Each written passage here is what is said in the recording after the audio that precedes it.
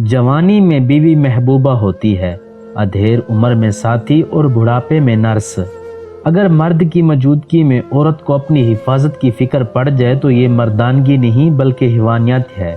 दस्तक देना मर्द की फितरत है और दरवाज़ा खोलना औरत का हुस्न है। औरत की लंबी ज़बान पे तो सब ही बात करते हैं, लेकिन मर्द की गंदी ज़बान पर कोई बात नहीं करता। एक दूसरे की बेटियों को पाकीज़ा रहने दें तो आपको भी पाकीज़ा बीवी और पाकीज़ा बेटी मिलेगी।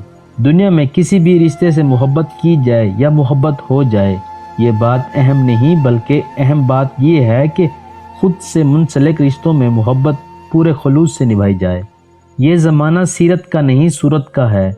यहाँ खूबसूरत हाथ जल्दी पीले हो जाते हैं और पाकीज़ा आंखें पर्दों के पीछे रह जाती हैं। नाकामी की सबसे बड़ी वजह यह है कि इंसान समझता है कि इसके पास वक्त बहुत है। तल्ख बातों के जवाब सबको देने आते हैं, मगर कभी कभी परवरिश ज़बान को रोक लेती है।